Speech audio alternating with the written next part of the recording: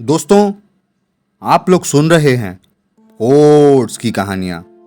बुलंदशहर जिले के रहने वाले राम सिंह, जो कि एक मजदूर थे और फल बेचने का काम करते थे।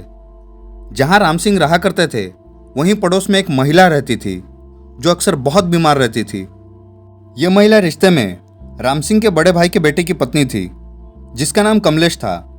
कमलेश का बहुत इलाज करने पर भी उसकी बीमारी ठीक नहीं हुई और एक दिन उस बीमारी ने कमलेश की जान ले ली। वह सबकी बहुत लाडली थी। अक्सर सबके प्यारे इंसान दुनिया से जल्दी चले जाते हैं। जब कमलेश के अंतिम संस्कार की तैयारी चल रही थी, तब राम सिंह ने कमलेश की नाक से नथनी, जिसको लौंग भी कहते हैं, उतार ली और अपने पास रख ली। राम सिंह गांव-गांव घूमकर फल बेचा करते थे, जिसके कारण उन्हें घर लौटने में देर हो जाती थी। एक दिन की बात है, वह फल बेचकर घर लौट रहे थे। रात के करीब 11 बजे होंगे। वह एक वीरान रास्ते से अपनी साइकिल से घर की ओर जा रहे थे कि अचानक उन्हें अपने साइकिल पर वजन महसूस हुआ और वह सोचने लगे कि आज ऐसा क्यों हो रहा है। मेरी साइकिल ऐसा क्यों चल रही है जैसे इस पर बहुत बोझ रखा हो। साइकिल के ऊपर वजन बढ़ता ही जा रहा था, जिससे साइकिल चलाने में राम सिंह को काफ़ी दिक्कत हो रही थी। तभी अचानक उन्होंने पीछे की तरफ मुड़ के देखा तो राम सिंह क्या देखते हैं, एक डरावनी शक्ल की औरत उनकी साइकिल पर बैठी है और राम सिंह पसीने पसीने हो गए और बेहोश होकर वहीं सड़क पर गिर पड़े। उसी रास्ते से 2-3 व्यक्ति जा रहे थे।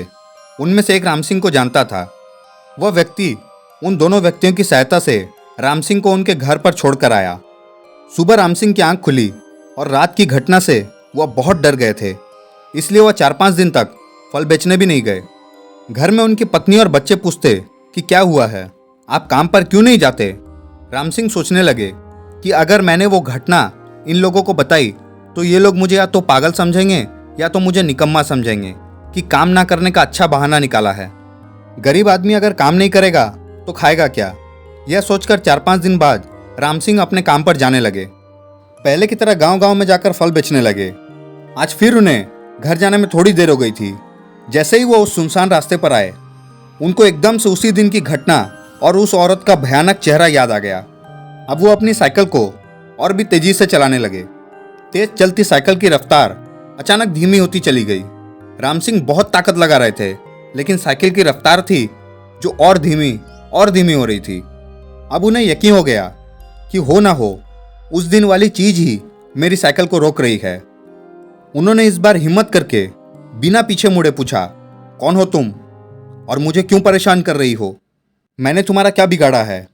साइकिल के पीछे से आवाज आई, चाचा, मैं कमलेश। राम सिंह ने पूछा, कौन कमलेश और मुझसे क्या चाहती हो? तो उसने कहा, चाचा, मैं कमलेश हूँ, आपके भाई के बेटे की पत्नी। तो राम सिंह ने कहा, हाँ बेटा कमलेश, क्या बात है और तुम मुझे ऐसे डरा क्यों रही हो?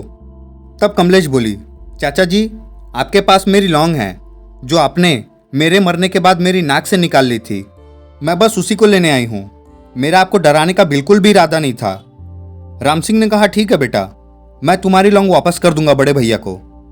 तो कमलेश ने कहा, नहीं चाचा जी, मेरी लौंग को आप वहीं रखना जहां पर मेरा अंतिम संस्कार हुआ था। दूसरे दिन उन्होंने वैसा ही किया जैसा कमलेश ने कहा। उस लौंग को अंतिम संस्कार वाली जगह पर रख आए और उस दिन के बाद फिर कभी भी कमलेश राम सिंह को दिखाई नहीं दी। दोस्तों, अगर यह छोटी सी कहानी आप लोगों को पसंद आई तो चैनल को लाइक, शेयर, सब्सक्राइब जरूर करें और बेल आइकन को दबाने के साथ साथ ऑल पर भी क्लिक कर लें, ताकि और भी डरावनी और मज़ेदार कहानियाँ आप लोगों तक पहुँचती रहे।